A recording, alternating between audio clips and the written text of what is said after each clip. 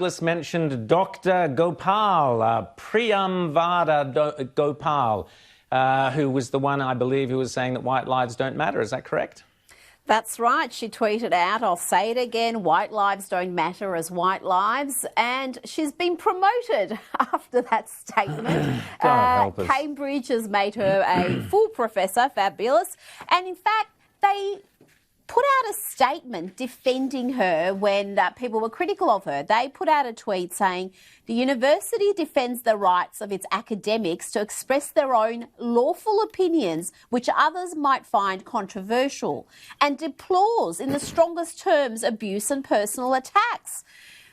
But let's just go back a little bit in history, just a couple of years ago, because Cambridge University is hardly a bastion of free expression and free speech, because they rescinded an invitation for Jordan Peterson to come to the university. That's right. Because his very reasonable ideas and work so triggered their faculty and some of the activist students that they withdrew that application. But now suddenly, because of this professor saying white lives don't matter, they're all about free expression. You can say whatever you like. Yeah. Well, what's really scary, Rita and James, as we were just discussing, is that these people are making a career out of tearing down our society and tearing down our institutions. So they're incentivised by the universities to get wealthier and get promoted out of tearing down the fabric of our society. I find that very, very scary, James. Well, sorry, James, just quickly, this Dr. Gopal has got form. She went berserk not too long ago because at King's College, the porter called her madam. And she went into this meltdown saying, I'm never going there because I'm a doctor. You must call me doctor. But they call every woman who walks in madam. It's just, the poor porter, I hope he wasn't sacked or he probably was. Was he white? He'd be gone. He'd be out on his ear. James?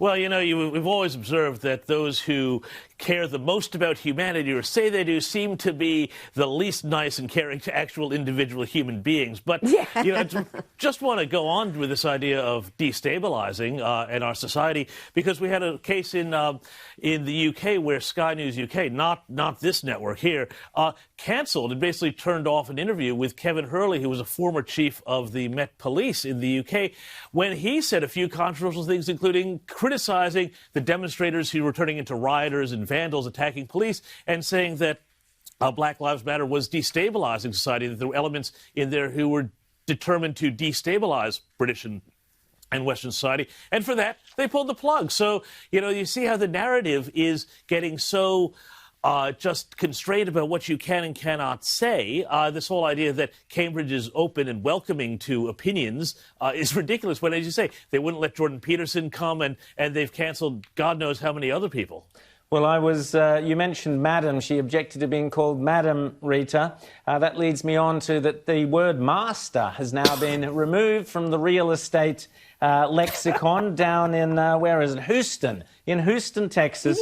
They have said there's no more master bedrooms on their real estate websites because master is associated with slavery, so they're going to be primary bedrooms. Well, I'm sorry, if I'm going to buy a house in Houston or anywhere else, I want a master bedroom in it. I don't want a primary bedroom. Rita, would you agree? I'm just more fascinated by how you're pronouncing Houston. But, sorry, you know, Houston. Well, weren't you born there or something? You're entitled to, you know, at least Houston, the capital of Venezuela. I'll settle for that. But I've got another police, following on from James's crazy interview on Sky. Look at this tweet that the UK police put out. Can you believe this? They said, we stand with asexual people. They are valid and welcome. Asexuals are part of the plus in LGBT plus and are an accepted part of our community. And it's all about, you know, this is part of the Pride Month activism of the UK police. Asexual, do we have any evidence that people who are asexual, meaning they have a low sex drive or aren't sexually attracted to others, are being discriminated against? Is that now a victim category? I mean, what is going on? Why are the UK police bloody doing this. I mean, this is what I think with the public really decimates their standing. 1 minute they're taking a knee, another minute they're tweeting out this nonsense. How about going out and arresting people who are tearing down monuments? Well, let's have some footage here. Let's just put up some footage of what is going on while the UK police are worrying about this rubbish. Let's just have a look. We've got footage from Brixton and elsewhere of what is going on and some photos. So this is the police, I think, in Brixton were set on by the mob. It's hard vision to see. I think this is someone's mobile camera, but they were set on by the mob and the police ran away, Rita and James. They turned and fled because the mob turned on them. We saw there was also footage, which I think has since been taken down off Twitter, of a gang in Brixton jumping up and down on police cars, smashing cars in the street. So that's the real crime that's going on in what many people call the knife capital of the world. Well, at the same time, the policeman the ex-police chief who tried to warn about it, as James said, I don't know if we have that grab available, was cancelled, literally, for saying that the problem, as he saw it, was the lack of... Well, have a listen. Listen to this ex-police chief in London.